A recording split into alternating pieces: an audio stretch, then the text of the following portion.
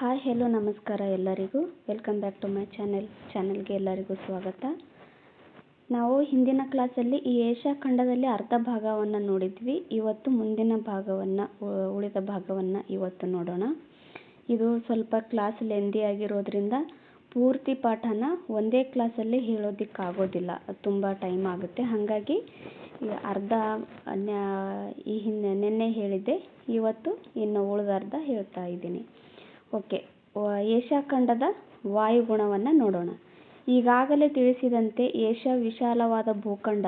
ಅದು ದಕ್ಷಿಣದಲ್ಲಿ ಭೂಮಧ್ಯ ರೇಖೆಯಿಂದ ಧ್ರುವೀಯ ಪ್ರದೇಶದವರೆಗೂ ವಿಸ್ತರಿಸಿದೆ. ಅಂದರೆ ದಕ್ಷಿಣದಲ್ಲಿ ಈ ಭೂಮಧ್ಯ ರೇಖೆ ಬರುತ್ತೆ, ಆಮೇಲೆ ಮೇಲ್ಗಡೆ ಧ್ರುವೀಯ ಅಂದರೆ ನಾರ್ತ್ ಪೋಲ್ ಅಂತ ಬರುತ್ತಲ್ಲ, ಅಲ್ಲಿವರೆಗೂ ಈ ಖಂಡ ವಿಸ್ತರಣೆಯಾಗಿದೆ. ಪರಿಣಾಮವಾಗಿ ಈ ಖಂಡದ ವಿವಿಧ ಪ್ರದೇಶಗಳಲ್ಲಿ ವಿವಿಧ ವಾಯುಗುಣ ಪರಿಸ್ಥಿತಿಯನ್ನು ನಾವು ನೋಡ್ತೀವಿ.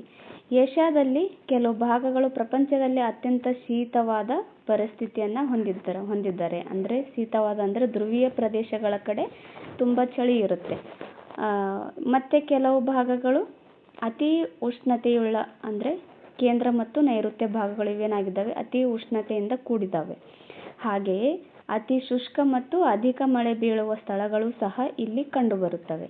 ಏಷ್ಯಾದ ವಿವಿಧ ವಾಯುಗುಣದ ಸ್ಥಿತಿಗೆ ಹಲವು ಅಂಶಗಳು ಕಾರಣವಾಗಿವೆ. ಉದಾಹರಣೆಗೆ, ಇದು ತುಂಬ ದೊಡ್ಡದಾದ ಖಂಡ ಆಗಿರೋದ್ರಿಂದ ವಿಸ್ತೀರ್ಣ ಜಾಸ್ತಿ ಇದೆ ಮತ್ತು ಅಕ್ಷಾಂಶಗಳ ವಿಸ್ತೀರ್ಣ ಕೂಡ ಜಾಸ್ತಿ ಇದೆ. ಪ್ರಾಕೃತಿಕ ಲಕ್ಷಣ ಕೂಡ ಇಲ್ಲಿ ತುಂಬ ಹೆಚ್ಚಾಗಿ ಕಂಡುಬರುತ್ತೆ. ಆಮೇಲೆ ಮಾನ್ಸೂನ್ ಮಾರುತ ಇತ್ಯಾದಿಗಳು ಇದಕ್ಕೆ ಕಾರಣಗಳಾಗಿದ್ದಾವೆ. ನೋಡಿ, ಇಲ್ಲಿ ನೋಡಿ ಏಷ್ಯಾ ಖಂಡದ ಮ್ಯಾಪ್ ಯಾವ ಥರ ಇದೆ. ಇದಿಷ್ಟು ಏಷ್ಯಾ ಖಂಡದ ಮ್ಯಾಪ್. ಇದು ಇಷ್ಟೇನಿದೆಯಲ್ಲ, ಇದೆಲ್ಲನೂ ಏಷ್ಯಾ ಖಂಡದ ಮ್ಯಾಪ್ ಆಗಿದೆ ನೋಡಿ. ಓಕೆ, ನೆಕ್ಸ್ಟ್ ನೋಡೋಣ. ಇಲ್ಲಿವರೆಗೂ ಇದೆ ನೋಡಿ, ಇದೆಲ್ಲನೂ ಏಷ್ಯಾ ಖಂಡದಲ್ಲೇ ಬರುತ್ತೆ. ಉಷ್ಣಾಂಶವನ್ನು ನೋಡೋಣ. ಸಹಜವಾಗಿ ಸ್ಥಳದಿಂದ ಸ್ಥಳಕ್ಕೆ ಹಾಗೂ ಕಾಲದಿಂದ ಕಾಲಕ್ಕೆ ವ್ಯತ್ಯಾಸವಾಗುತ್ತೆ. ಉಷ್ಣಾಂಶ ಏನಾಗುತ್ತೆ, ಒಂದು ಸ್ಥಳದಿಂದ ಇನ್ನೊಂದು ಸ್ಥಳಕ್ಕೆ ಹೋದಾಗ ಉಷ್ಣಾಂಶದಲ್ಲಿ ಏರುಪೇರಾಗುತ್ತೆ. ಆಮೇಲೆ ಕಾಲದಿಂದ ಕಾಲಕ್ಕೆ ಅಲ್ಲಿ ಉಷ್ಣಾಂಶದಲ್ಲಿ ವ್ಯತ್ಯಾಸವಾಗುವುದನ್ನು ನಾವು ಕಾಣ್ತೀವಿ.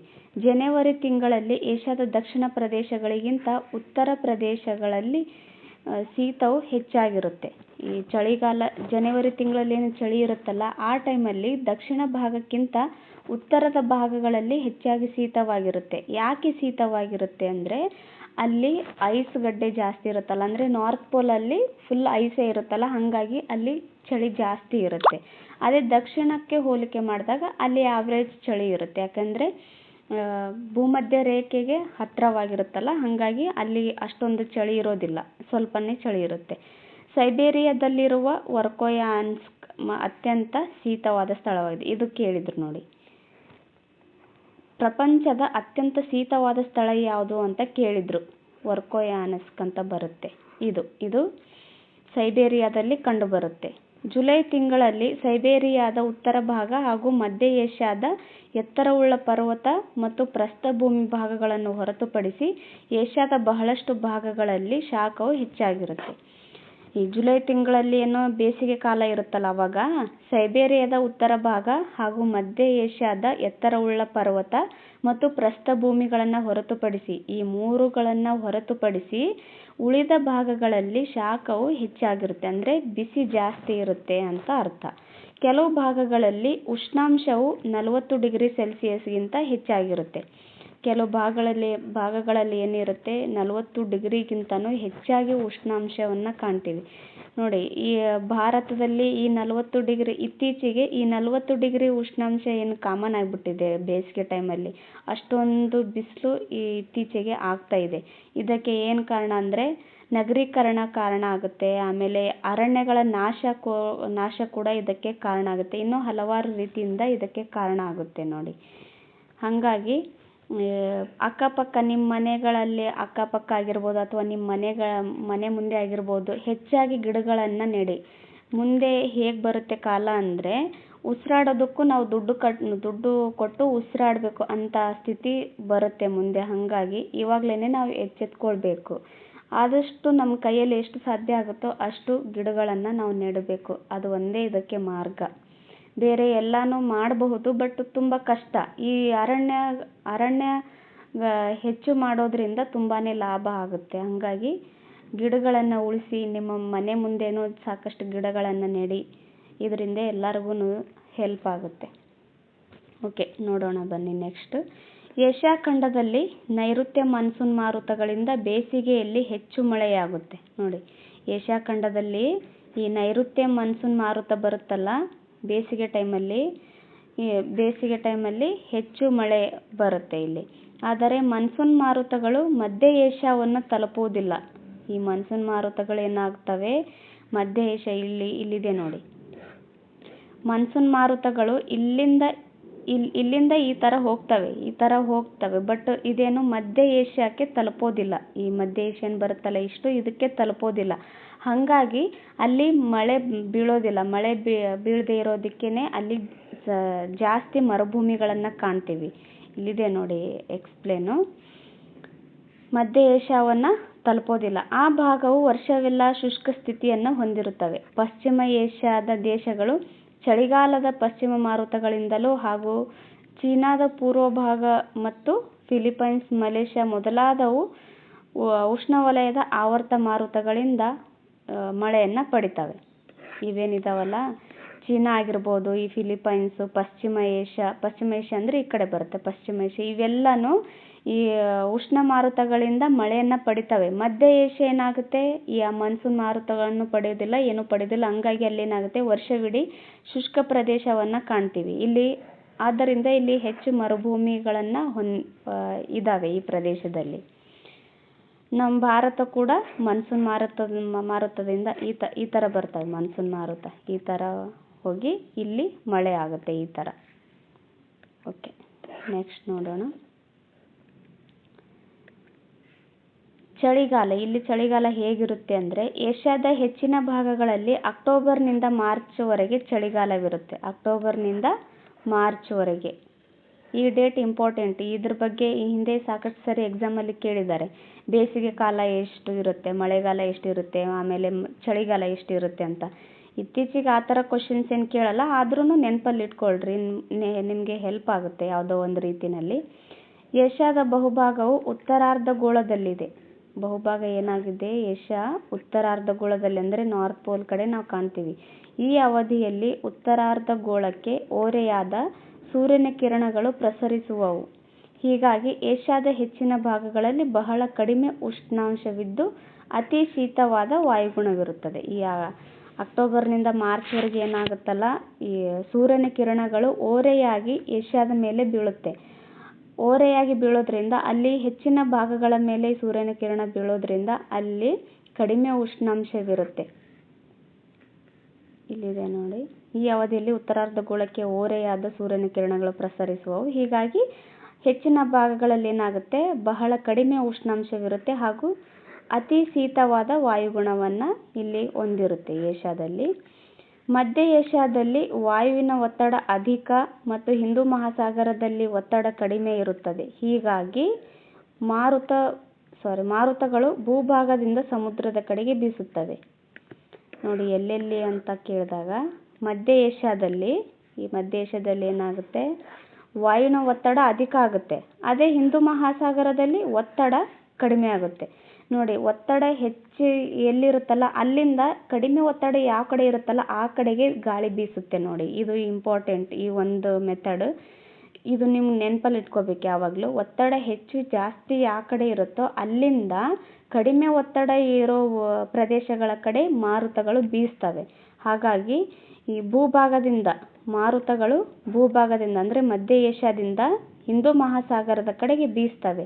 ಅವು ಒಣಗಾಳಿಗಳು, ಮಳೆ ತರಲಾರವು. ಒಣಗಾಳಿ ಇರೋದ್ರಿಂದ ಅವೇನಾಗ್ತವೆ, ಮಳೆ ತರೋದಿಲ್ಲ. ಚಳಿಗಾಲದಲ್ಲಿ ಮಳೆ ವಿರಳವಾಗಿರುತ್ತೆ ಇಲ್ಲಿ. ನೆಕ್ಸ್ಟು ಬೇಸಿಗೆ ಕಾಲವನ್ನು ನೋಡೋಣ.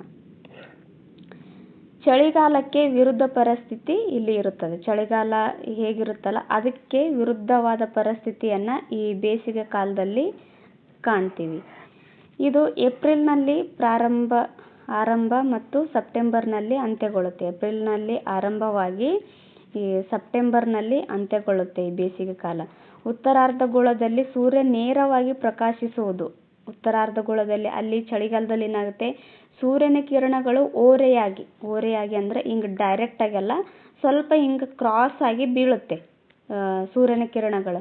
ಹಾಗಾಗಿ ಇಲ್ಲೇನಾಗುತ್ತೆ, ಇಲ್ಲಿ ಉತ್ತರಾರ್ಧಗೋಳದಲ್ಲಿ ಸೂರ್ಯನ ಕಿರಣಗಳು ಬೇಸಿಗೆ ಟೈಮಲ್ಲಿ ಪ್ರಕಾಶಿಸುತ್ತೆ ಅಂದರೆ ಡೈರೆಕ್ಟಾಗಿ ಬೀಳ್ತಾವಲ್ಲ. ಆದ್ದರಿಂದ ಏಷ್ಯಾದ ಬಹುಭಾಗಗಳಲ್ಲಿ ಉಷ್ಣಾಂಶ ಹೆಚ್ಚು ಮತ್ತು ಮಧ್ಯ ಏಷ್ಯಾದಲ್ಲಿ ಒತ್ತಡ ಕಡಿಮೆ ಇರುತ್ತೆ. ಮಧ್ಯ ಏಷ್ಯಾದಲ್ಲಿ ಒತ್ತಡ ಕಡಿಮೆ ಇರುತ್ತೆ ಈ ಟೈಮಲ್ಲಿ, ಬೇಸಿಗೆ ಟೈಮಲ್ಲಿ.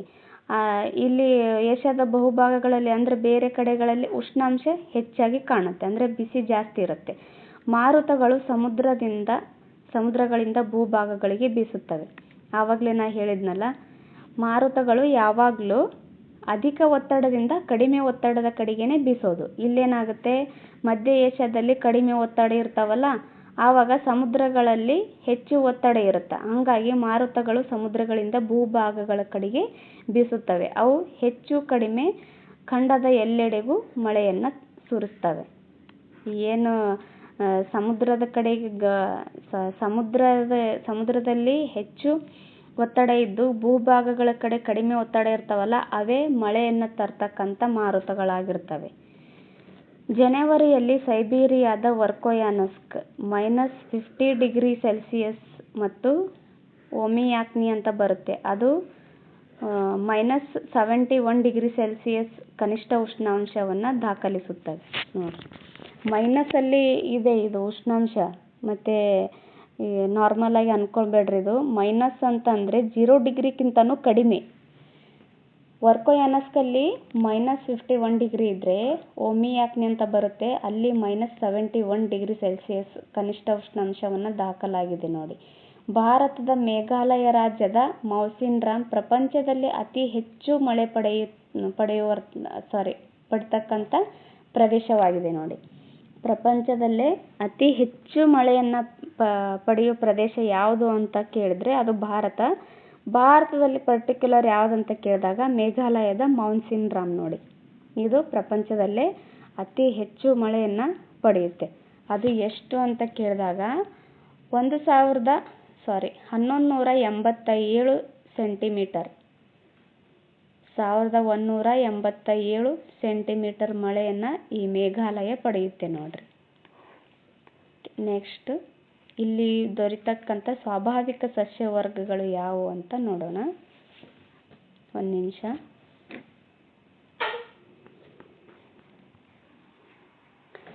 ಏಷ್ಯಾದ ಸ್ವಾಭಾವಿಕ ಸಸ್ಯವರ್ಗ ಮತ್ತು ವಾಯುಗುಣಗಳ ನಡುವೆ ಪರಸ್ಪರ ಸಂಬಂಧವಿದೆ. ನೋಡಿ, ಏಷ್ಯಾದ ಸ್ವಾಭಾವಿಕ ಸಸ್ಯವರ್ಗ ಐತಲ್ಲ, ಸ್ವಾಭಾವಿಕ ಸಸ್ಯವರ್ಗ ಮತ್ತು ವಾಯುಗುಣಗಳ ನಡುವೆ ಪರಸ್ಪರ ಸಂಬಂಧವಿದೆ.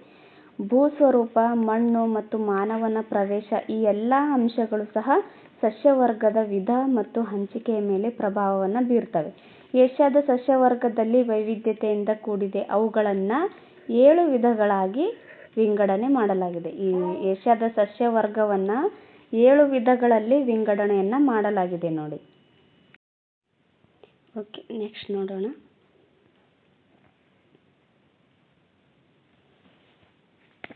ಈ ಸ್ವಾಭಾವಿಕ ಸಸ್ಯವರ್ಗವನ್ನು 7 ವಿಧಗಳಲ್ಲಿ ವಿಂಗಡಣೆಯನ್ನು ಮಾಡಲಾಗಿದೆ. ಫಸ್ಟ್ನೇದು ಯಾವ್ದು ಬರುತ್ತೆ ಅಂದರೆ ಟಂಡ್ರಾ ಸಸ್ಯವರ್ಗ ಬರುತ್ತೆ. ಟಂಡ್ರಾ ಸಸ್ಯವರ್ಗ ನೋಡಿ, ಇದೇನು ಸ್ವಾಭಾವಿಕ ಸಸ್ಯವರ್ಗ ಅಂತ ಕೊಟ್ಟಿದ್ದಾರಲ್ಲ, ಇದು ತುಂಬಾ ಇಂಪಾರ್ಟೆಂಟ್ ಆಗುತ್ತೆ. ನೋಡಿ, TETಗೆ ಮಾತ್ರ ಅಲ್ಲ, GPSTRಗೂ ಕೇಳ್ತಾರೆ. ಈ ಬೇರೆ ಎಕ್ಸಾಮ್ಗಳು ನಡೀತಾವಲ್ಲ, KS PSI ಎಕ್ಸಾಮ್ಗಳು, ಆಮೇಲೆ PC PDO ಗ್ರೂಪ್ C, ಈ ಥರ ಎಲ್ಲ ಎಕ್ಸಾಮ್ಗಳಲ್ಲೂ ಈ ಸಸ್ಯವರ್ಗಗಳು ಕೇಳ್ತಾರೆ. ಯಾವ ಥರ ಅಂತ ಕೇಳ್ತಾರೆ ಅಂತ ಹೇಳ್ತೀನಿ ನಿಮಗೆ. ಈ ಸಸ್ಯವರ್ಗವು ಆರ್ಕ್ಟಿಕ್ ಕರಾವಳಿಯ ಉದ್ದಕ್ಕೂ ಕಿರಿದಾದ ಭಾಗದಲ್ಲಿ ಕಂಡುಬರುತ್ತೆ. ಅಂದರೆ ಇದು ಎಲ್ಲಿ ಕಂಡುಬರುತ್ತೆ ಅಂದರೆ ಆರ್ಕ್ಟಿಕ್ ಕರಾವಳಿ ಇರುತ್ತಲ್ಲ, ಆರ್ಕ್ಟಿಕ್ ಸಮುದ್ರ, ಅದಕ್ಕೆ ಉದ್ದಕ್ಕೂ ಈ ಕಿರಿದಾದ ಭಾಗಗಳಲ್ಲಿ ಇದನ್ನು ಕಾಣ್ತೀವಿ. ಇದು ಬಹುವಾಗಿ ನೀರ್ಗಲ್ಲು ಮತ್ತು ಹಿಮದಿಂದ ಆವರಿಸಿದೆ. ಇದು ಬಹುವಾಗಿ ಅಂದರೆ ಅಲ್ಲಿ ಜಾಸ್ತಿ ಐಸ್ ಗಡ್ಡೆಗಳಿರೋದ್ರಿಂದ ಇದು ನೀರ್ಗಲ್ಲು ಮತ್ತು ಹಿಮದಿಂದ ಆವರಿಸಿದೆ. ಹೀಗಾಗಿ ಸಸ್ಯ ಬೆಳವಣಿಗೆ ಪಾಚಿ ಮತ್ತು ಶಿಲಾವಲ್ಕಗಳಿಗೆ ಸೀಮಿತಗೊಂಡಿದೆ. ಈ ಟಂಡ್ರ ಸಸ್ಯ ವರ್ಗಗಳು ಯಾವ ರೀತಿಯಾದ ಸಸ್ಯಗಳನ್ನಲ್ಲಿ ಕಾಣ್ತೀವಿ ಅಂತ ಕ್ವಶನ್ಸ್ ಕೊಡ್ತಾರೆ. ಇಲ್ಲಿ ಪಾಚಿ ಮತ್ತು ಶಿಲಾವಲ್ಕಗಳಿಂದ ಕೂಡಿರ್ತಕ್ಕಂಥ ಸಸ್ಯ ವರ್ಗಗಳನ್ನು ಇಲ್ಲಿ ಕಾಣ್ತೀವಿ. ಹಾಗೆ ಇನ್ನೊಂದು ಕೇಳ್ತಾರೆ, ಈ ಟಂಡ್ರ ಸಸ್ಯ ವರ್ಗಗಳಲ್ಲಿ ಈ ಥರ ಇರ್ತವೆ ನೋಡಿ, ಚೂಪಾದ ಗಿಡಗಳು ಈ ಥರ ಇರ್ತವೆ ಗಿಡಗಳು. ಓಕೆ, ಇಲ್ಲಿದೆ ನೋಡಿ, ಇದು ಟೈಗಾ ಅರಣ್ಯ. ಇದು ಟೈಗಾ ಅರಣ್ಯ ಇದೆ. ಸೆಕೆಂಡ್ ಒನ್ನು ಶಂಕುವಿನಾಕಾರದ ಮರಗಳ ಅರಣ್ಯ. ಅಂದ್ರೆ ಶಂಕುವಿನಾಕಾರದ ಮರಗಳು ಅಂದರೂ ಒಂದೇ, ಕೋನಿಫೆರಸ್ ಮರಗಳು ಅಂದರೂ ಒಂದೇ. ಈ ಅರಣ್ಯಗಳನ್ನು ನೋಡೋಣ. ಟಂಡ್ರ ಪ್ರದೇಶಗಳಲ್ಲಿ ಹಂಚಿಕೆಯಾಗಿವೆ. ಈ ಅರಣ್ಯಗಳು ಟಂಡ್ರ ಪ್ರದೇಶಗಳಲ್ಲಿ ಹಂಚಿಕೆಯಾಗಿವೆ. ಇವುಗಳನ್ನು ಟೈಗಾ ಅರಣ್ಯಗಳು ಅಂತಲೂ ಕರೀತಾರೆ. ಫರ್, ಸ್ಪ್ರೂಸ್, ಲಾರ್ಚ್ ಮತ್ತು ಪೈನ್ ಎಂಬುವವು ಇಲ್ಲಿ ಬೆಳೆಯುವ ಮುಖ್ಯ ಮರಗಳಾಗಿವೆ. ಇದು ಲಾಸ್ಟ್ ಟೈಮ್ ಟೀಚರ್ ಎಕ್ಸಾಮ್ಗೆ ಕೇಳಿದರು ನೋಡಿ, GPSTRಗೆ ಈ ಥರ ಕೊಟ್ಟಿದ್ರು. ಇವು ಮರಗಳು ಕೊಟ್ಟು ಇವು ಯಾವ ವಿಧದ ಮರಗಳಾಗಿವೆ ಅಂತ ಕೇಳಿದರು. ಇವು ಕೋನಿಫೆರಸ್ ಮರಗಳಾಗಿವೆ. ಇವು ಟಂಡ್ರ ಪ್ರದೇಶದಲ್ಲಿ ಕಂಡು ಬರ್ತವೆ. ಇವಕ್ಕೆ ಟೈಗಾ ಅರಣ್ಯಗಳು ಅಂತಲೂ ಕರೀತಾರೆ. ಅವು ಮೃದು ತಿರುಳಿನ ಮರಗಳಾಗಿರ್ತವೆ. ಇವೇನು ಮೃದು ತಿರುಳಿನ ಮರಗಳಾಗಿರ್ತವೆ, ಅಂದರೆ ಗಟ್ಟಿ ಮರಗಳಾಗಿರೋದಿಲ್ಲ ಇವು. ಓಕೆ, ನೆಕ್ಸ್ಟು ಸಮಶೀತೋಷ್ಣ ವಲಯದ ಹುಲ್ಲುಗಾವಲು ಅಂದರೆ ಸ್ಟೆಪ್ಪಿ ಹುಲ್ಲುಗಾವಲನ್ನು ಇಲ್ಲಿ ನೋಡ್ತೀವಿ. ಮಧ್ಯ ಏಷ್ಯಾ ಮತ್ತು ಮರುಭೂಮಿ ಮತ್ತು ಅರೆ ಮರುಭೂಮಿಗಳ ಅಂಚುಗಳಲ್ಲಿ ಇವು ಕಂಡು ಬರ್ತವೆ. ಸ್ಟೆಪ್ಪಿ ಹುಲ್ಲುಗಾವಲು ಎಲ್ಲಿ ಕಂಡು ಬರ್ತವೆ ಅಂತ ಕೇಳಿದಾಗ ಏಷ್ಯಾ ಮತ್ತು ಮರುಭೂಮಿ ಮತ್ತು ಅರೆ ಮರುಭೂಮಿಗಳ ಅಂಚುಗಳಲ್ಲಿ, ಅಂದರೆ ಗಡಿ ಪ್ರದೇಶಗಳ ಕಡೆಗೆ ಈ ಸ್ಟೆಪ್ಪಿ ಹುಲ್ಲುಗಾವಲು ಕಂಡು ಬರುತ್ತೆ. ಕಡಿಮೆ ಮಳೆಯಿಂದಾಗಿ ಇಲ್ಲಿ ಕಡಿಮೆ ಎತ್ತರವುಳ್ಳ ಹುಲ್ಲುಗಳು ಬೆಳೆಯುತ್ತವೆ. ಎಲ್ಲಿ ಕಡಿಮೆ ಮಳೆ ಆಗ್ತಾವಲ್ಲ ಅಲ್ಲಿ ಕಡಿಮೆ ಎತ್ತರದ ಹುಲ್ಲುಗಳು ಅಥವಾ ಕಡಿಮೆ ಎತ್ತರದ ಗಿಡಗಳನ್ನು ನಾವು ಕಾಣ್ತೀವಿ. ಮರುಭೂಮಿ ಸಸ್ಯ ವರ್ಗವನ್ನು ನೋಡೋಣ.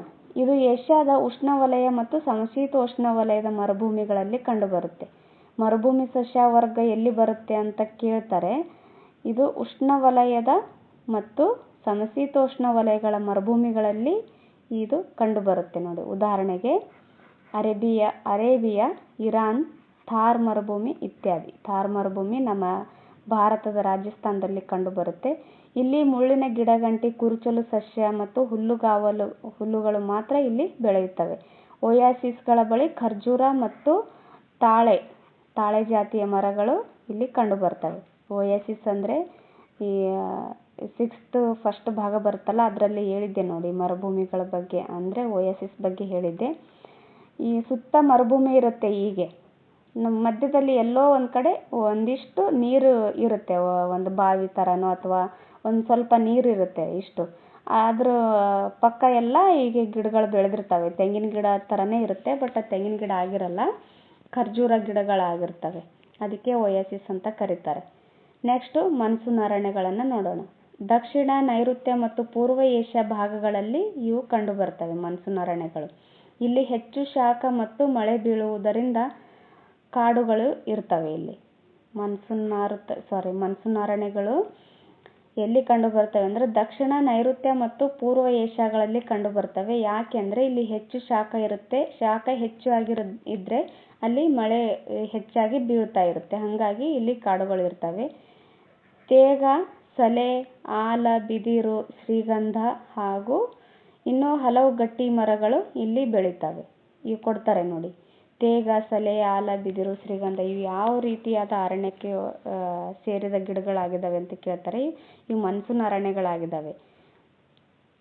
ಅವು ಶರತ್ಕಾಲದಲ್ಲಿ ತಮ್ಮ ಎಲೆಗಳನ್ನು ಉದುರಿಸುತ್ತವೆ. ಆದ್ದರಿಂದ ಇವುಗಳನ್ನು ಎಲೆ ಉದುರಿಸುವ ಮರಗಳು ಅಂತಲೂ ಕರೀತಾರೆ, ಅಥವಾ ಎಲೆ ಉದುರಿಸುವ ಕಾಡುಗಳು ಅಂತಲೂ ಕರೀತಾರೆ ನೋಡಿ. ಓಕೆ, ನೆಕ್ಸ್ಟ್ ನೋಡೋಣ. ಸಮಭಾಜಕ ವೃತ್ತ ಪ್ರದೇಶದ ಅರಣ್ಯಗಳು. ಸಮಭಾಜಕ ವೃತ್ತ ಪ್ರದೇಶ ಅಂತಂದರೆ ಒಂದು ದೇಶ ಇರುತ್ತಲ್ಲ, ಹೀಗೆ ಆ ಒಂದು ದೇಶನ ಸಮಾನಾಂತರವಾಗಿ 2 ಭಾಗವನ್ನಾಗಿ ಮಾಡೋದು, ಇದಕ್ಕೆ ಸಮಭಾಜಕ ವೃತ್ತ ಅಂತ ಕರೀತಾರೆ. ಅದೇ ಮೇಲ್ಗಡೆ ಈ ಥರ ಒಂದು ಬಂದರೆ ಅದಕ್ಕೆ ಕರ್ಕಾಟಕ ಸಂಕ್ರಾಂತಿ ವೃತ್ತ ಅಂತಾರೆ. ಇದಕ್ಕೆ ಮಕರ ಸಂಕ್ರಾಂತಿ ವೃತ್ತ ಅಂತ ಕರೀತಾರೆ. ಇದು ಮೇಲ್ಗಡೆ ಇದೇನಾಗುತ್ತೆ ನಾರ್ತ್ ಪೋಲು, ಇದು ಸೌತ್ ಪೋಲ್ ಆಗುತ್ತೆ ಈ ಥರ.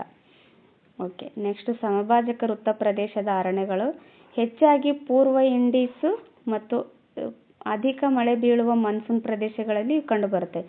ಈ ಇಂಡೀಸ್ ಏನು ದೇಶ ಐತಲ್ಲ, ಆ ಇಂಡೀಸ್ ದೇಶದ ಪೂರ್ವ ಭಾಗದ ಕಡೆ, ಆಮೇಲೆ ಅಧಿಕ ಮಳೆ ಬೀಳುವ ಮಾನ್ಸೂನ್ ಪ್ರದೇಶಗಳಲ್ಲಿ ಈ ಸಂಭಾಜಕ ವೃತ್ತ ಅರಣ್ಯಗಳನ್ನು ಕಾಣ್ತೀವಿ. ಅವು ಸದಾ ಹಸಿರು ಮತ್ತು ಎತ್ತರಕ್ಕೆ ಬೆಳೆಯುವ ಮರಗಳಿಂದ ಕೂಡಿರ್ತವೆ. ಸದಾ ಹಸಿರಾಗಿರುತ್ತೆ, ಯಾಕಂದರೆ ಅಲ್ಲಿ ಹೆಚ್ಚಾಗಿ ಮಳೆ ಬೀಳುತ್ತಲ್ಲ, ಹಂಗಾಗಿ ಸದಾ ಹಸಿರಾಗಿರುತ್ತೆ ಆ ಕಾಡುಗಳು. ಆಮೇಲೆ ಎತ್ತರಕ್ಕೆ ಬೆಳೆಯುವ ಮರಗಳಿಂದ ಇವು ಕೂಡಿರ್ತವೆ. ಇವಕ್ಕೆ ನಿತ್ಯ ಹರಿದ್ವರ್ಣ ಅಂತಲೂ ಕರೀತಾರೆ ನೋಡಿ. ಸದಾ ಹಸಿರಾಗಿರುವ ಮರಗಳನ್ನು ಅಥವಾ ಕಾಡುಗಳನ್ನು ನಿತ್ಯ ಹರಿದ್ವರ್ಣ ಕಾಡುಗಳಂತಲೂ ಕರೀತಾರೆ. ಈ ನಿತ್ಯ ಹರಿದ್ವರ್ಣ ಕಾಡುಗಳು ಅಥವಾ ಸಮಭಾಜಕ ವೃತ್ತ ಅರಣ್ಯಗಳಿಗೆ ಸೇರಿರ್ತಕ್ಕಂಥ ಮರಗಳು ಯಾವುವು ಅಂತ ಕೇಳಿದಾಗ ಮಹಾಗನಿ, ಎಬೋನಿ, ರಬ್ಬರ್, ಬಿದಿರು, ಬೀಟೆ ಇಲ್ಲಿನ ಪ್ರಮುಖ ಮರಗಳಾಗಿದ್ದಾವೆ ನೋಡಿ. ಮಹಾಗನಿ, ಎಬೋನಿ, ರಬ್ಬರ್, ಬಿದಿರು, ಬೀಟೆ ನೋಡಿ. ಲಾಸ್ಟ್ ಟೈಮ್ GPSTRಗೆ ಕೇಳಿದಾರಂದಮೇಲೆ ನೆಕ್ಸ್ಟ್ TETಗೆ ಕೇಳಬಹುದು ಅಥವಾ GPSTRಗೂ ಕೇಳಬಹುದು. ಹಂಗಾಗಿ ಇಂಪಾರ್ಟೆಂಟ್ ಆಗ್ತವೆ ಈ ಮರಗಳಾಗಿರ್ಬೋದು, ಇಲ್ಲಿ ಈ ಅರಣ್ಯಗಳು ಯಾವ ರೀತಿಯಾಗಿರ್ತವೆ ಅಂತ. ಸೊ ಒಂದ್ಸರಿ ನೋಡ್ಕೊಂಡ್ಬಿಡಿ. ಮೆಡಿಟರೇನಿಯನ್ ಸಸ್ಯವರ್ಗ ಹೇಗಿರುತ್ತೆ ಅಂದರೆ ಏಷ್ಯಾದ ನೈಋತ್ಯ ಭಾಗಗಳಲ್ಲಿ ಇವು ಕಂಡು ಬರ್ತವೆ. ಮೆಡಿಟರೇನಿಯನ್ ಸಸ್ಯವರ್ಗ ಎಲ್ಲಿ ಕಂಡು ಬರುತ್ತೆ ಅಂದರೆ ಏಷ್ಯಾದ ನೈಋತ್ಯ ಭಾಗದಲ್ಲಿ. ಇಲ್ಲಿ ಆಲಿವ್, ಫಿಗ್, ಓಕ್ ಮರಗಳು ಮತ್ತು ಕುರುಚಲು ಸಸ್ಯವರ್ಗಗಳು ಇಲ್ಲಿ ಬೆಳೀತವೆ. ಮರಗಳು ಕಡಿಮೆ ಎತ್ತರಕ್ಕೆ ಬೆಳೀತವೆ. ಆಲಿವ್, ಫಿಗ್, ಆಮೇಲೆ ಓಕ್ ಇವೇನು ಮೆಡಿಟರೇನಿಯನ್ ಸಸ್ಯವರ್ಗಕ್ಕೆ ಸೇರಿರ್ತಕ್ಕಂಥ ಮರಗಳಾಗಿದ್ದಾವೆ ನೋಡಿ. ಓಕೆ, ನೆಕ್ಸ್ಟ್ ನೋಡೋಣ. ಇಲ್ಲಿ ಏಷ್ಯಾದಲ್ಲಿ ಸಿಗ್ತಕ್ಕಂಥ ಪ್ರಮುಖ ಖನಿಜಗಳು ಯಾವುವು ಅಂತ ನೋಡೋಣ. ಕಬ್ಬಿಣದ ಅದಿರು. ಇದು ಕಬ್ಬಿಣ ಮತ್ತು ಉಕ್ಕು ತಯಾರಿಕೆಗೆ ಅಗತ್ಯವಾದ ಕಚ್ಚಾ ವಸ್ತುವಾಗಿದೆ. ಕಬ್ಬಿಣದ ಅದಿರನ್ನು ಯಾವುದಕ್ಕೆ ಬಳಸ್ತೀವಿ ಅಂತ ಹಿಂದೆ ಎಕ್ಸಾಮಲ್ಲಿ ಕೇಳಿದರು, TETಗೂ ಸಹ ಕೇಳಿದರು ನೋಡಿ. ಕಬ್ಬಿಣ ಮತ್ತು ಉಕ್ಕು ತಯಾರಿಕೆಗೆ ಅಗತ್ಯವಾದ ಕಚ್ಚಾ ವಸ್ತು ಅಂದರೆ ಇದು ಕಬ್ಬಿಣದ ಅದಿರಾಗಿದೆ. ಏಷ್ಯಾ ಅಪಾರ ಪ್ರಮಾಣದ ಕಬ್ಬಿಣದ ಅದಿರನ್ನು ಹೊಂದಿದೆ ಮತ್ತು ಪ್ರಪಂಚದ 30% ಕಬ್ಬಿಣದ ಅದಿರು ನಿಕ್ಷೇಪ ಈ ಖಂಡದಲ್ಲಿ ಇದೆ. ನೋಡ್ರಿ, ಪ್ರಪಂಚದಲ್ಲೇ 100% ಅಂತ ಹಿಡಿದಾಗ ಅದರಲ್ಲಿ 30% ಏಷ್ಯಾ ಮಾತ್ರ ಕಬ್ಬಿಣದ ಅದಿರದ ನಿಕ್ಷೇಪವನ್ನು ಹೊಂದಿದೆ ನೋಡಿ. 30% ಅಂದರೆ ಆಲ್ಮೋಸ್ಟ್ ಇದೇ ಹೆಚ್ಚು ಅಂತ ಅರ್ಥ. ಪ್ರಪಂಚದ 30% ಕಬ್ಬಿಣದ ಅದಿರು ನಿಕ್ಷೇಪ ಈ ಖಂಡದಲ್ಲಿದೆ. ಚೀನಾ ಅಧಿಕ ಕಬ್ಬಿಣದ ಅದಿರು ಉತ್ಪಾದಿಸುವ ದೇಶವಾಗಿದೆ. ಚೀನಾ ಅಧಿಕ ಕಬ್ಬಿಣದ ಅದಿರು ಉತ್ಪಾದನೆ ಮಾಡಿದರೆ ಭಾರತ, ಟರ್ಕಿ, ಫಿಲಿಪೈನ್ಸ್, ಮಲೇಷ್ಯಾ ಇವುಗಳೇನು Thailand, Indonesia, Myanmar, Vietnam, Kazakhstan ಮತ್ತು ಪಾಕಿಸ್ತಾನ್ ಇತರೆ ಪ್ರಮುಖ ಉತ್ಪಾದಕ ರಾಷ್ಟ್ರಗಳಾಗಿದ್ದಾವೆ.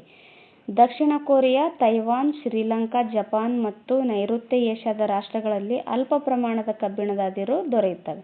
ನೋಡ್ರಿ, ಅತಿ ಹೆಚ್ಚು ಕಬ್ಬಿಣದ ಅದಿರು ಹೊಂದಿರತಕ್ಕಂಥ ದೇಶ ಯಾವುದು? ಇದು ಇಂಪಾರ್ಟೆಂಟ್ ಆಗುತ್ತೆ. ಚೀನಾ ಅತಿ ಹೆಚ್ಚು ಕಬ್ಬಿಣದ ಅದಿರನ್ನು ಉತ್ಪಾದಿಸುತ್ತೆ. ನೆಕ್ಸ್ಟ್ ಇವೇನು Turkey, Bharat, Turkey, Philippines, Malaysia, Thailand, Indonesia, Myanmar, Vietnam, Kazakhstan ಮತ್ತು ಪಾಕಿಸ್ತಾನಗಳು ಇತರ ರಾಷ್ಟ್ರಗಳಾಗಿದ್ದಾವೆ. ಹಾಗೆ ದಕ್ಷಿಣ ಕೊರಿಯಾ, ಈ ಶ್ರೀಲಂಕಾ, ಜಪಾನ್ ಮತ್ತು ನೈಋತ್ಯ ಏಷ್ಯಾದ ರಾಷ್ಟ್ರಗಳಲ್ಲಿ ಅಲ್ಪ ಪ್ರಮಾಣದ ಕಬ್ಬಿಣದ ಅದಿರನ್ನು ಹೊಂದಿದ್ದಾವೆ. ಓಕೆ, ನೆಕ್ಸ್ಟ್ ನೋಡೋಣ.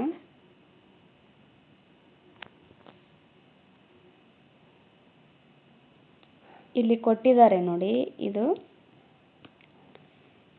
ಇದೇನಾಯ್ತಲ್ಲ, ಈ ಥರ ಸಿಂಬಲ್ ಬಂದರೆ ಇದು ಪ್ಲಾಟಿನಮ್ ಹೊಂದಿರತಕ್ಕಂಥ ದೇಶಗಳು.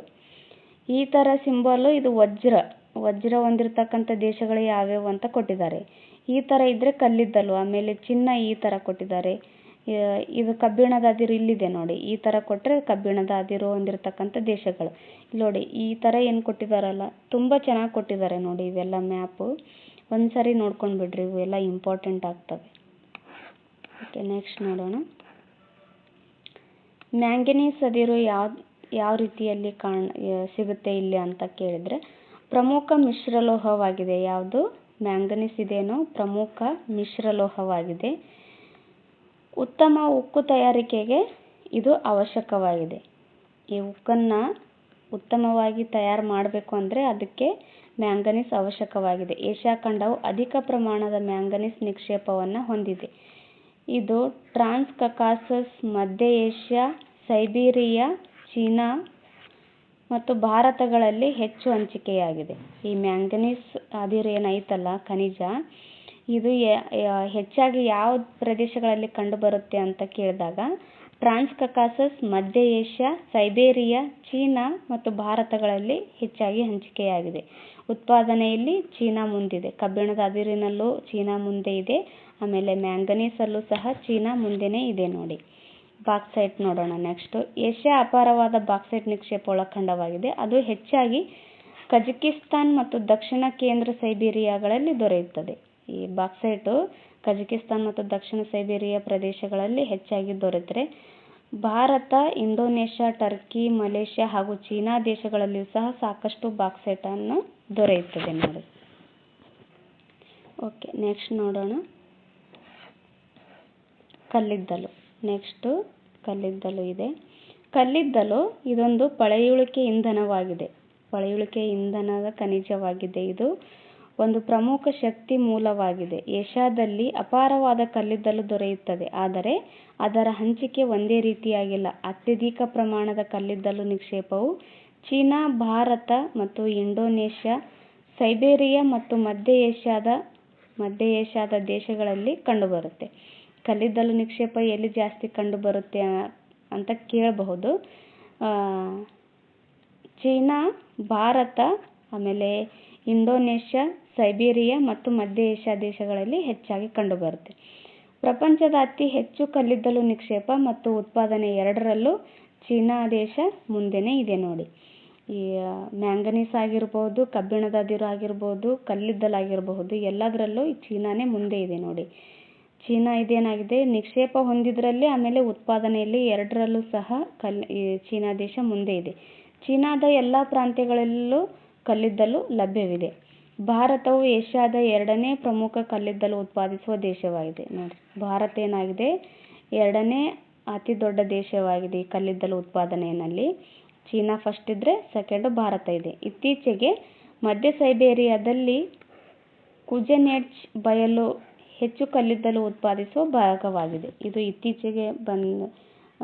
ಇತ್ತೀಚೆಗೆ ಆಗಿದೆ. ಇದು ಅಲ್ಪ ಪ್ರಮಾಣದಲ್ಲಿ ಕಲ್ಲಿದ್ದಲು ನಿಕ್ಷೇಪವು ಉಜ್ಬೇಕಿಸ್ತಾನ್, ಕಿರ್ಗಿಸ್ತಾನ್, ತಜಿಕಿಸ್ತಾನ್, ಪಾಕಿಸ್ತಾನ್ ಮತ್ತು ಜಪಾನ್ ದೇಶಗಳಲ್ಲಿ ದೊರೆಯುತ್ತದೆ. ಇಲ್ಲೆಲ್ಲ ಅಲ್ಪ ಪ್ರಮಾಣದಲ್ಲಿ ದೊರೆಯುತ್ತೆ. ನೆಕ್ಸ್ಟ್ ಪೆಟ್ರೋಲಿಯಂ ಅನ್ನು ನೋಡೋಣ. ಇದೊಂದು ತೈಲ ಇಂಧನ. ಸ್ವಯಂಚಾಲಿತ ವಾಹನಗಳು, ಇವಿ ಮೋಟಾರ್ಸ್ಗಳಿರ್ತಾವಲ್ಲ ಅಂಥವಲ್ಲ, ಸ್ವಯಂಚಾಲಿತ ವಾಹನಗಳು, ರೈಲು, ಹಡಗು, ಪೆಟ್ರೋಲಿಯಂ ಅನ್ನು ನೋಡೋಣ. ಇದೊಂದು ತೈಲ ಇಂಧನವಾಗಿದೆ. ಸ್ವಯಂಚಾಲಿತ ವಾಹನಗಳು, ರೈಲು, ಹಡಗು ಮತ್ತು ವಿಮಾನಗಳಿಗೆ ಬೇಕಾಗುವ ಶಕ್ತಿ ಸಾಧನವಾಗಿದೆ ಈ ಪೆಟ್ರೋಲಿಯಂ. ನೈಋತ್ಯ ಏಷ್ಯಾದಲ್ಲಿ ಅಪಾರವಾದ ಪೆಟ್ರೋಲಿಯಂ ನಿಕ್ಷೇಪ ಇವಿದೆ ನೋಡಿ. ನೈಋತ್ಯ ಏಷ್ಯಾದಲ್ಲಿ ಅಪಾರ ಪ್ರಮಾಣದಲ್ಲಿ ಪೆಟ್ರೋಲಿಯಂ ನಿಕ್ಷೇಪವನ್ನು ಹೊಂದಿದೆ. ಅದು ಹೆಚ್ಚಾಗಿ ಸೌದಿ ಅರೇಬಿಯಾ,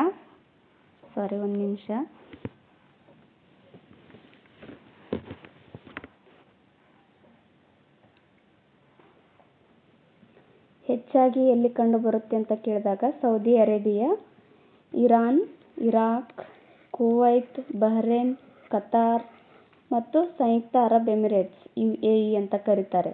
ಇವುಗಳಲ್ಲಿ ಹೆಚ್ಚಾಗಿ ಕಂಡುಬರುತ್ತೆ. ಇವು ಪ್ರಪಂಚದ ಒಟ್ಟು ಪೆಟ್ರೋಲ್ ನಿಕ್ಷೇಪದಲ್ಲಿ ಅರ್ಧ ಭಾಗವನ್ನು ಹೊಂದಿವೆ ನೋಡಿ. ಪ್ರಪಂಚದಲ್ಲೇ ಎಷ್ಟು ಈ ಪೆಟ್ರೋಲಿಯಂ ನಿಕ್ಷೇಪ ಹೊಂದಿದೆಯಲ್ಲ ಅದರಲ್ಲಿ ಅರ್ಧದಷ್ಟು ಭಾಗ ಈ ದೇಶಗಳು ಹೊಂದಿದ್ದಾವೆ. ಪ್ರಪಂಚದ 25% ಪೆಟ್ರೋಲನ್ನು ಇವುಗಳು ಉತ್ಪಾದನೆ ಮಾಡುತ್ತವೆ.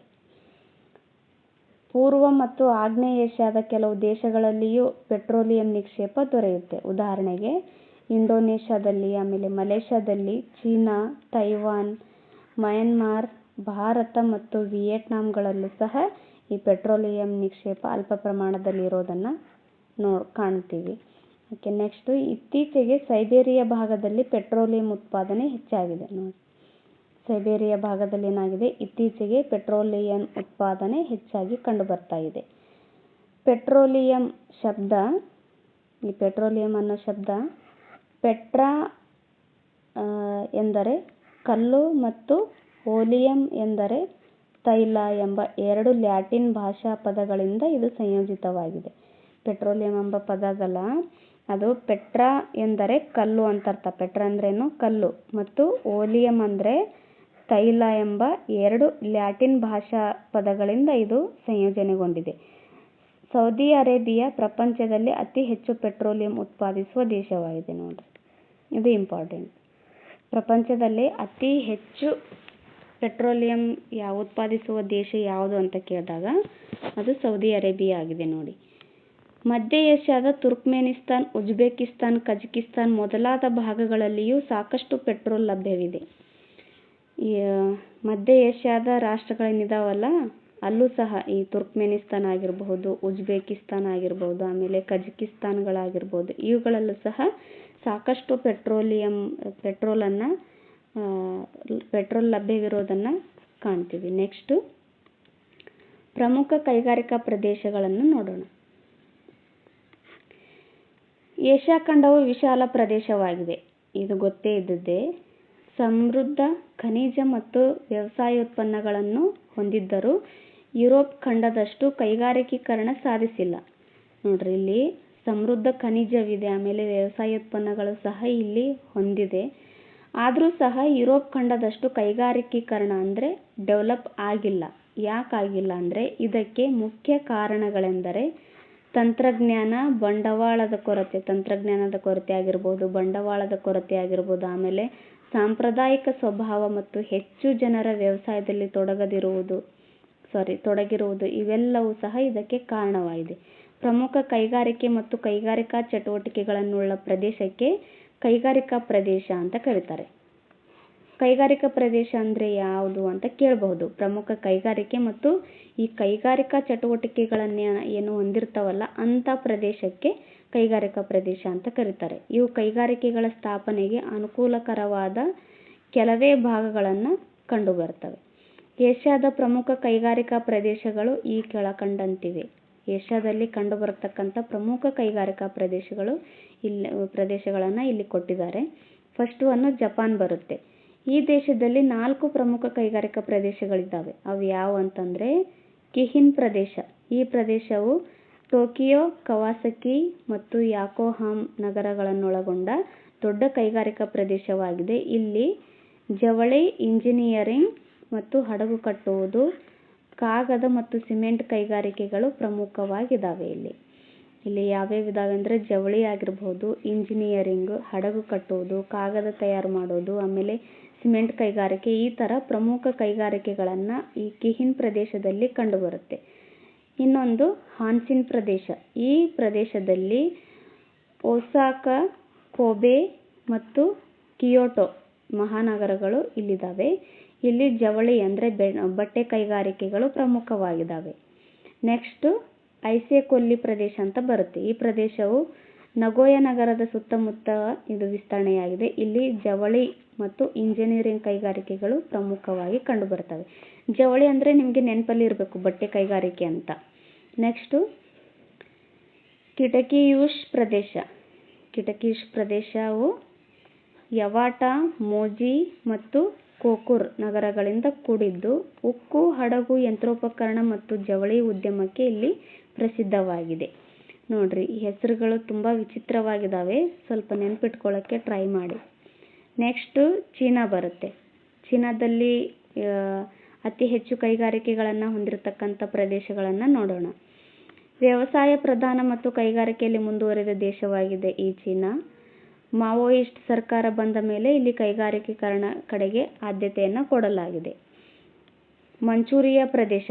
ಇಲ್ಲಿ ಉಕ್ಕು, ಇಂಜಿನಿಯರಿಂಗ್ ಮತ್ತು ರಾಸಾಯನಿಕ ಕೈಗಾರಿಕೆಗಳು ಪ್ರಮುಖವಾಗಿದ್ದಾವೆ. ಮಂಚೂರಿಯಾ ಪ್ರದೇಶದಲ್ಲಿ ಉಕ್ಕು, ಇಂಜಿನಿಯರಿಂಗ್ ಮತ್ತು ರಾಸಾಯನಿಕ ಕೈಗಾರಿಕೆಗಳು ಪ್ರಮುಖವಾಗಿದ್ದಾವೆ. ಇನ್ನೊಂದು ಬೀಜಿಂಗ್ ಪ್ರದೇಶ ಅಂತ ಬರುತ್ತೆ. ಇಲ್ಲಿ ಇಂಜಿನಿಯರಿಂಗ್, ಹಡಗು ನಿರ್ಮಾಣ, ಜವಳಿ ಮತ್ತು ರಾಸಾಯನಿಕ ಕೈಗಾರಿಕೆಗಳು ಇಲ್ಲಿ ಪ್ರಮುಖವಾಗಿದ್ದಾವೆ. ನೆಕ್ಸ್ಟು ಯಾಂಶಿ ಬಾವ್ಟೋ ಪ್ರದೇಶ ಅಂತ ಬರುತ್ತೆ. ಕಬ್ಬಿಣ ಮತ್ತು ಉಕ್ಕು ಹಾಗೂ ಕೃಷಿ ಉಪಕರಣಗಳು ಇಲ್ಲಿ ಹೆಚ್ಚಾಗಿ ಕಂಡುಬರ್ತವೆ.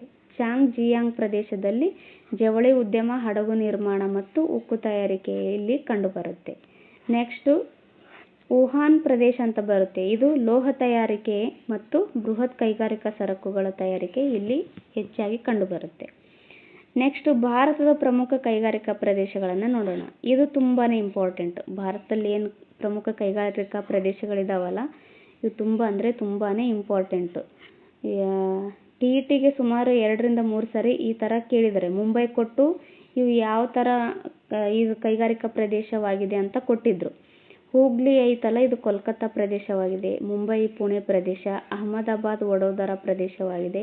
ಈ ಮದುರೈ ಕೊಯಮತ್ತೂರ್ ಬೆಂಗಳೂರು ಪ್ರದೇಶ, ಆಮೇಲೆ ಛೋಟಾನಾಗ್ಪುರ್ ಪ್ರದೇಶ, ದೆಹಲಿ ಮೀರತ್, ವಿಶಾಖಪಟ್ಟಣಂ ಗುಂಟೂರು ಪ್ರದೇಶ, ಕೊಲ್ಲಂ ತಿರುವನಂತಪುರಂ ಪ್ರದೇಶ. ದಕ್ಷಿಣ ಕೊರಿಯಾ, ಹಾಂಗ್ಕಾಂಗ್, ಸಿಂಗಾಪುರ್ ಮತ್ತು ಮಲೇಷ್ಯಾಗಳಲ್ಲಿ ಏಷ್ಯಾದ ಇತರ ಕೈಗಾರಿಕಾ ಪ್ರದೇಶಗಳನ್ನು ಕಾಣ್ತೀವಿ. ನೆಕ್ಸ್ಟು ಈ ಏಷ್ಯಾದಲ್ಲಿ ಎಷ್ಟು ಜನಸಂಖ್ಯೆ ಇದ್ದಾರೆ, ಯಾವ ಥರ ಇದ್ದಾರೆ ಅಂತ ನೋಡೋಣ. ಏಷ್ಯಾ ಖಂಡದಲ್ಲಿ ಸುಮಾರು 476 ಕೋಟಿ ಜನಸಂಖ್ಯೆ ಇದೆ. ಸುಮಾರು ಅಂತ ಕೊಟ್ಟಿದ್ದಾರೆ, ಎಕ್ಸಾಕ್ಟ್ ಇಲ್ಲ ಇದು. ಅಂದರೆ ಡಾಟಾ ಸ್ವಲ್ಪ ಹೆಚ್ಚು ಕಡಿಮೆ ಆಗಬಹುದು. ಇವಾಗ ಪ್ರೆಸೆಂಟು 476 ಕೋಟಿ ಜನಸಂಖ್ಯೆ ಇದೆ. ಇದು ಪ್ರಪಂಚದ ಜನಸಂಖ್ಯೆಯ 60% ಭಾಗವಾಯಿತು. ಇಂದಿನ ಜನಸಂಖ್ಯೆ ಕಳೆದ 3 ಶತಮಾನಗಳಿಗಿಂತ 5 ಪಟ್ಟು ಹೆಚ್ಚಾಗಿದೆ. 1950ರಲ್ಲಿ ರಷ್ಯಾದ ಜನಸಂಖ್ಯೆ 140 ಕೋಟಿ ಮಾತ್ರ ಇತ್ತು. ಇತ್ತೀಚಿನವರೆಗೂ ಜನಸಂಖ್ಯಾ ಬೆಳವಣಿಗೆ ದರವು ಹೆಚ್ಚಾಗಿತ್ತು. ಆದರೆ ಈಗ ಅದು ಕಡಿಮೆಯಾಗ್ತಾ ಬರ್ತಾ ಇದೆ. ಇಲ್ಲಿ ನೋಡಿ, ಪ್ರಪಂಚದಲ್ಲೇ 60% ಭಾಗ ಈ ಏಷ್ಯಾದಲ್ಲಿ ಜನಸಂಖ್ಯೆಯನ್ನು ಕಾಣ್ತೀವಿ. ನೆಕ್ಸ್ಟ್ 476 ಕೋಟಿ ಜನಸಂಖ್ಯೆ ಇಲ್ಲಿ ಇದೆ.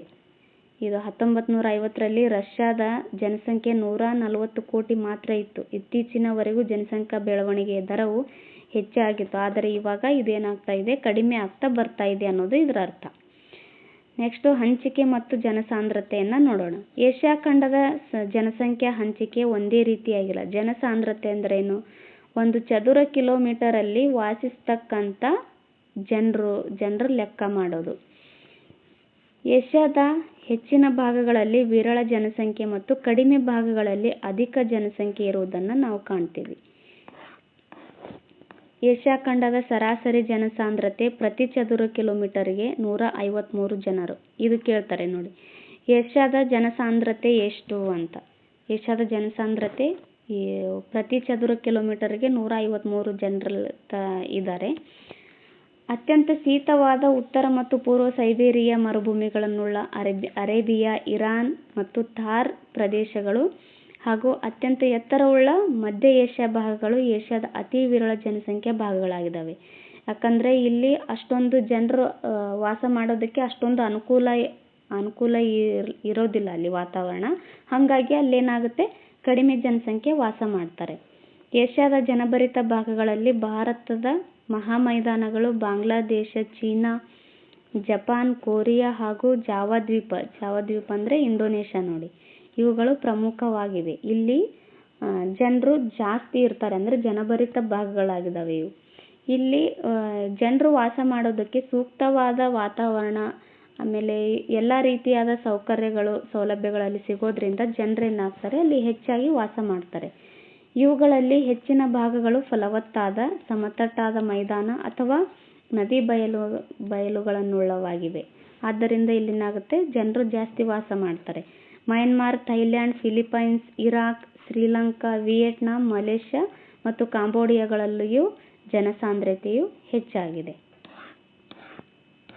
ನೆಕ್ಸ್ಟ್ ನೋಡೋಣ, ಇಲ್ಲಿ ಕೊಟ್ಟಿದ್ದಾರೆ ನೋಡಿ, ಪ್ರತಿ ಚದುರ ಕಿಲೋಮೀಟರ್ಗೆ ಜನಸಾಂದ್ರತೆ ಎಷ್ಟಿದೆ ಅಂತ ಕೊಟ್ಟಿದ್ದಾರೆ. ಈ ಕಲರ್ ಬಂದರೆ 1,000ಕ್ಕೂ ಹೆಚ್ಚು ಜನಸಂಖ್ಯೆಯಲ್ಲಿ ಇರ್ತಾರೆ ಅಂತ ಅರ್ಥ. ಈ ಕಲರ್ ಕೊಟ್ಟರೆ 500ರಿಂದ 1,000 ಇರ್ತಾರೆ. ಈ ಕಲರಲ್ಲಿ ಕೊಟ್ಟರೆ 250ರಿಂದ 500 ಇರ್ತಾರೆ. ನೋಡಿ, 250ರಿಂದ 500 ಅಂದರೆ ನಮ್ಮ ಭಾರತ ಕೊಟ್ಟಿದ್ದಾರೆ. ಇಲ್ಲೇನಾಗುತ್ತೆ, ಪ್ರತಿ ಚದುರ ಕಿಲೋಮೀಟರ್ಗೆ ನಮ್ಮಲ್ಲಿ ಜನಸಾಂದ್ರತೆ 250ರಿಂದ 500 ಜನಸಂಖ್ಯೆ ಇರುತ್ತೆ. ಈ ಕಲರ್ ಬಂದರೆ 50ರಿಂದ 250. ಈ ಕಲರ್ ಎಲ್ಲಿದೆ, ಚೀನಾ ಇದೆ ನೋಡಿ, ಚೀನಾ ಇದೆ, ಸೌದಿ ಅರೇಬಿಯಾ ಇದೆ, ಇರಾನ್ ಇದೆ, ಸಿರಿಯಾ, ಟರ್ಕಿ, ಡೆನ್ಮಾರ್ಕ್, ಈ ಥರ ಇವುಗಳಲ್ಲಿ ಏನಾಗುತ್ತೆ 50ರಿಂದ 250 ಜನಸಂಖ್ಯೆಯನ್ನು ಪ್ರತಿ ಚದುರ ಕಿಲೋಮೀಟರ್ಗೆ ಇದ್ದಾರೆ. ನೆಕ್ಸ್ಟು 50ಕ್ಕೂ ಕಡಿಮೆ ಎಲ್ಲಿದ್ದಾರೆ ಅಂತ ನೋಡಿ. ಈ ಕಲರ್ ಏನು ಬರುತ್ತಲ್ಲ, ಇಲ್ಲೇನಾಗುತ್ತೆ 50ಕ್ಕೂ ಕಡಿಮೆ ಜನಸಂಖ್ಯೆ ಇಲ್ಲಿ ಇದ್ದಾರೆ. ಓಕೆ, ನೆಕ್ಸ್ಟ್ ನೋಡೋಣ.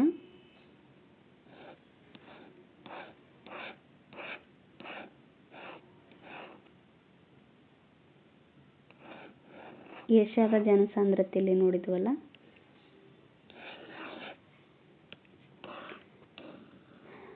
ಇಲ್ಲಿ ಬಳಸಿರ್ತಕ್ಕಂಥ ಹೊಸ ಪದಗಳು ಯಾವ್ಯಾವ ಇದಾವೆ ಅಂತ ನೋಡೋಣ. ಶರತ್ಕಾಲ ಅಂತಂದರೆ ಮಳೆಗಾಲಕ್ಕೆ ಶರತ್ಕಾಲ ಅಂತ ಕರೀತಾರೆ. ಬಿಲಿಯನ್, ಶಂಕುವಿನಾಕಾರದ ಮರಗಳ ಅರಣ್ಯ ಅಂದರೆ ಶಂಕುಧಾರಿ ಕಾಡುಗಳು ಅಂತಲೂ ಕರೀತಾರೆ. ಪಳೆಯುಳಿಕೆ ಇಂಧನಗಳಂತಂದರೆ ಈ ಸ್ವಾಭಾವಿಕ ಇಂಧನಗಳು ಬರ್ತಾವಲ್ಲ ಅವಕ್ಕಂತಾರೆ. ಆಮೇಲೆ ಮಡಿಕೆ ಪರ್ವತಗಳು, ಗ್ರಂಥಿ, ಸುಣ್ಣದ ಕಲ್ಲು, ಪಾಚಿ, ಶಿಲಾವಲ್ಕ, ಓಯಾಸಿಸ್ ಮರುಭೂಮಿನಲ್ಲಿ ಕಂಡುಬರುತ್ತೆ. ಕಚ್ಚಾ ವಸ್ತು ಅಂದರೆ ಕೆಲವೊಂದು ಏನೋ ಒಂದು ವಸ್ತು ಮಾಡುವಾಗ ಅದಕ್ಕೆ ಫಾರ್ ಎಕ್ಸಾಂಪಲ್ ಉಕ್ಕು ತಯಾರು ಮಾಡೋದಕ್ಕೆ ಕಚ್ಚಾ ವಸ್ತುವಾಗಿ ಕಬ್ಬಿಣದ ಅದರನ್ನು ಬಳಸ್ತೀವಲ್ಲ, ಆ ಥರ ಕಚ್ಚಾ ವಸ್ತುಗಳು. ಆಮೇಲೆ ಟೈಗಾ, ತಂಡ್ರ ಇವೆಲ್ಲ ಏನಾಗಿದ್ದಾವೆ ಇಲ್ಲಿ ಹೊಸ ಪದಗಳಾಗಿದ್ದಾವೆ, ಇಲ್ಲಿ ಬಳಸಿರ್ತಕ್ಕಂಥ ಹೊಸ ಪದಗಳಾಗಿದ್ದಾವೆ. ನೆಕ್ಸ್ಟು ನಿಮಗೆ ತಿಳಿದಿರಲಿ ಅಂತ ಏನು ಕೊಡ್ತಾರಲ್ಲ, ಇದು ಇಂಪಾರ್ಟೆಂಟ್ ಆಗಿರುತ್ತೆ, ಒಂದು ಸ್ವಲ್ಪ ನೀವು ನೋಡ್ಕೋಬೇಕು. ಏಷ್ಯಾ ಖಂಡದ ಅತ್ಯಂತ ಎತ್ತರವಾದ ಪರ್ವತ ಯಾವುದು ಅಂತ ಕೇಳಿದರೆ ಅದು ಏಷ್ಯಾದ ಅತ್ಯಂತ ಎತ್ತರವಾದ ಶಿಖರ ಮೌಂಟ್ ಎವರೆಸ್ಟ್. ಇದು 8848 ಮೀಟರ್. ಇತ್ತೀಚೆಗೆ ಇದು ಸುಮಾರು 1 ರಿಂದ 2 ಮೀಟರ್ ಜಾಸ್ತಿ ಆಗಿದೆ ಅಂತ ಹೇಳ್ತಾರೆ, ಬಟ್ ಪರ್ಟಿಕ್ಯುಲರ್ ಇನ್ನೂ ಗೊತ್ತಿಲ್ಲ. ಹಂಗಾದರೆ 8849 ಇಲ್ಲ 50 ಈ ಥರ ಆಗಬಹುದು. ಏಷ್ಯಾದ ಅತ್ಯಂತ ಕೆಳಮಟ್ಟದ ಬಿಂದು ಮೃತ್ಯು ಸಮುದ್ರ. ಅಂದರೆ ಮೃತ್ಯು ಸಮುದ್ರ ಇದು ಏಷ್ಯಾದ ಅತ್ಯಂತ ತಗ್ಗಾದ ಪ್ರದೇಶ ಅಂತ ಅರ್ಥ. ಇದು ಅತ್ಯಂತ ಕೆಳಮಟ್ಟದ ಬಿಂದು ಅಂದರೆ ಅತ್ಯಂತ ತಗ್ಗಾದ ಪ್ರದೇಶ. ಪ್ರಪಂಚದಲ್ಲೇ ಹೆಚ್ಚಿನ ಜನಸಂಖ್ಯೆಯು ಹಿಮನದಿಗಳು ಕಾರಾಕೋರಂ ಪರ್ವತ ಸರಣಿಗಳಲ್ಲಿ ಕಂಡುಬರ್ತಾರೆ. ಪ್ರಪಂಚದಲ್ಲಿ ಹೆಚ್ಚಿನ ಜನಸಂಖ್ಯೆ ಎಲ್ಲಿ ಕಂಡುಬರ್ತಾರೆ ಅಂದರೆ ಹಿಮನದಿಗಳು, ಆಮೇಲೆ ಕಾರಾಕೋರಂ ಪರ್ವತ ಸರಣಿ ಏನಿದಾವಲ್ಲ ಅಲ್ಲಿ ಇದ್ದಾರೆ. ಟಿಬೆಟ್ ಪ್ರಪಂಚದ ಅತಿ ಎತ್ತರದ ಪ್ರಸ್ಥಭೂಮಿಯಾಗಿದೆ. ಇದನ್ನು ಪ್ರಪಂಚದ ಮೇಲ್ಛಾವಣಿ ಅಂತಲೂ ಕರೀತಾರೆ. ಅಲ್ಲಿ ಪಾಠ ಮಾಡಬೇಕಾದ್ರೆ ನಾನು ಹೇಳಿದ್ದೆ, ಟಿಬೆಟ್ ಬಂದಾಗ ಟಿಬೆಟ್ ಇದೇನು ಪ್ರಪಂಚದ ಎತ್ತರವಾದ ಪ್ರಸ್ಥಭೂಮಿಯಾಗಿದೆ, ಇದನ್ನು ಪ್ರಪಂಚದ ಮೇಲ್ಛಾವಣಿ ಅಂತಲೂ ಕರೀತಾರೆ. ಕ್ಯಾಸ್ಪಿಯನ್ ಸಮುದ್ರವು ಪ್ರಪಂಚದ ಅತ್ಯಂತ ವಿಶಾಲವಾದ ಒಳನಾಡಿನ ಜಲರಾಶಿಯಾಗಿದೆ ನೋಡಿ. ಕ್ಯಾಸ್ಪಿಯನ್ ಸಮುದ್ರ. ದಕ್ಷಿಣ ಸೈಬೇರಿಯಾದಲ್ಲಿರುವ ಬೈಕಲ್ ಸರೋವರವು ಪ್ರಪಂಚದಲ್ಲೇ ಆಳವುಳ್ಳದ್ದು. ಅತ್ಯಂತ ಆಳವಾದ ಸರೋವರ ಯಾವುದು ಅಂತ ಕೇಳಿದಾಗ ಅದು ಬೈಕಲ್ ಸರೋವರ. ಇದು ಬೈಕಲ್ ಸರೋವರ ಎಲ್ಲಿ ಕಂಡುಬರುತ್ತೆ ಅಂದರೆ ದಕ್ಷಿಣ ಸೈಬೇರಿಯಾದಲ್ಲಿ ಕಂಡುಬರುತ್ತೆ. ವಿಸ್ತೀರ್ಣ ಮತ್ತು ಜನಸಂಖ್ಯೆ ಎರಡರಲ್ಲೂ ಏಷ್ಯಾದ ಚಿಕ್ಕ ದೇಶ ಯಾವುದು ಅಂತ ಕೇಳಿದಾಗ ಮಾಲ್ಡೀವ್ಸ್ ನೋಡ್ರಿ. ಈ ಪ್ರಪಂಚದಲ್ಲಿ ಅತಿ ಹೆಚ್ಚು ಜನಸಂಖ್ಯೆ ಹೊಂದಿರೋದು ಏಷ್ಯಾ. ಈ ಏಷ್ಯಾದಲ್ಲಿ ವಿಸ್ತೀರ್ಣ ಮತ್ತು ಜನಸಂಖ್ಯೆ ಎರಡರಲ್ಲೂ ಅತಿ ಚಿಕ್ಕ ದೇಶ ಈ ಮಾಲ್ಡೀವ್ಸ್ ಆಗಿದೆ ನೋಡ್ರಿ. ನೆಕ್ಸ್ಟ್ ಕ್ವಶನ್ ಆನ್ಸರನ್ನು ನೋಡೋಣ. ಬಿಟ್ಟ ಸ್ಥಳ ತುಂಬಿರಿ ಅಂತ ಕೊಟ್ಟಿದ್ದಾರೆ. ಏಷ್ಯಾ ಖಂಡವು ಸಂಪೂರ್ಣವಾಗಿ ಉತ್ತರ ಗೋಳಾರ್ಧದಲ್ಲಿರೋದನ್ನು ನಾವು ನೋಡ್ತೀವಿ. ಉತ್ತರ ಗೋಳಾರ್ಧ. ಏಷ್ಯಾದ ಅತಿ ಎತ್ತರದ ಪರ್ವತವನ್ನು ಏನಂತ ಕರೀತಾರೆ? Mount Everest. Mount Everest. ಇದು ಎಷ್ಟು ಮೀಟರ್ ಇದೆ ಅಂದರೆ 8848 ಮೀಟರ್ ಎತ್ತರದಲ್ಲಿದೆ. ರಬ್ಬರ್ ಉತ್ಪಾದನೆಯಲ್ಲಿ ಏಷ್ಯಾದಲ್ಲಿಯೇ ಪ್ರಮುಖ ರಾಷ್ಟ್ರ ಯಾವುದು ಅಂತ ಬಂದಾಗ ಇಂಡೋನೇಷ್ಯಾ ಆಗುತ್ತೆ ನೋಡಿ.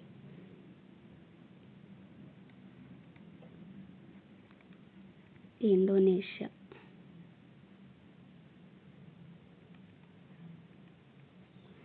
ನೆಕ್ಸ್ಟ್ ಸಮಶೀತೋಷ್ಣ ವಲಯದ ಹುಲ್ಲುಗಾವಲನ್ನು ಸ್ಟೆಪ್ಪಿ ಅಂತ ಕರೀತಾರೆ. ಸ್ಟೆಪ್ಪಿ ಇದನ್ನು ಸಮಶೀತೋಷ್ಣ ವಲಯದ ಹುಲ್ಲುಗಾವಲು ಅಂತ ಕರೀತಾರೆ ನೋಡಿ. ಓಕೆ, ನೆಕ್ಸ್ಟ್ ಇವು ಡಿಸ್ಕ್ರಿಪ್ಟಿವ್ ರೈಟಿಂಗ್ ಇದೆ. ಇದು ಒಂದು ಕ್ಲಾಸ್ ಮಾಡ್ತೀನಿ. ಈ ಭೂಗೋಳಕ್ಕೆ ಸಂಬಂಧಪಟ್ಟಂಗೆ ಏನು 3 ಕ್ಲಾಸ್ಗಳಿದ್ದಾವೆ, 3 ಪಾಠಗಳಿದ್ದಾವಲ್ಲ ಇವನ್ನೆಲ್ಲ ಮುಗಿಸಿ ಆಮೇಲೆ ಕ್ವಶನ್ ಆನ್ಸರನ್ನು ಮಾಡ್ತೀನಿ. ನೆಕ್ಸ್ಟು ಯುರೋಪ್ ಖಂಡ ಬರುತ್ತೆ. ಯುರೋಪ್ ಆದಮೇಲೆ ಆಫ್ರಿಕಾ ಖಂಡ ಬರುತ್ತೆ. ಈ ಎರಡನ್ನು ಮುಗಿಸ್ಬಿಟ್ಟು ಕ್ವಶನ್ ಆನ್ಸರ್ದು ಕ್ಲಾಸ್ ಮಾಡ್ತೀನಿ. ಓಕೆ, ಇದಿಷ್ಟು ಇವತ್ತಿನ ಕ್ಲಾಸ್ ಆಗಿತ್ತು. ಯಾರೆಲ್ಲ ನನ್ನ ಕ್ಲಾಸ್ ನೋಡ್ತಾ ಇದ್ದೀರೋ ದಯವಿಟ್ಟು ನನ್ನ ಚಾನಲನ್ನು ಸಬ್ಸ್ಕ್ರೈಬ್ ಮಾಡ್ಕೊಳ್ಳಿ. ನೀವು ಸಬ್ಸ್ಕ್ರೈಬ್ ಮಾಡ್ಕೊಳ್ಳೋದ್ರಿಂದ ನನಗೂ ಒಂದಿಷ್ಟು ಸಹಕಾರ ನೀಡ್ದಂಗೆ ಆಗುತ್ತೆ. ಓಕೆ, ಈ ಕ್ಲಾಸ್ ಯಾರಿಗೆಲ್ಲ ಇಷ್ಟ ಆಗಿದೆ ಅವರು ಒಂದು ಲೈಕನ್ನು ಮಾಡಿ, ಕಮೆಂಟ್ ಮಾಡಿ ಮತ್ತು ನಿಮ್ಮ ಫ್ರೆಂಡ್ಸ್ಗಳ ಜೊತೆನೂ ಈ ವಿಡಿಯೋನ ಶೇರ್ ಮಾಡಿ. ಇಷ್ಟೊತ್ತು ಈ ವಿಡಿಯೋ ನೋಡಿದ್ದಕ್ಕೆ ಧನ್ಯವಾದಗಳು. Thank you. ಸಿಗೋಣ ನೆಕ್ಸ್ಟ್ ಕ್ಲಾಸಲ್ಲಿ.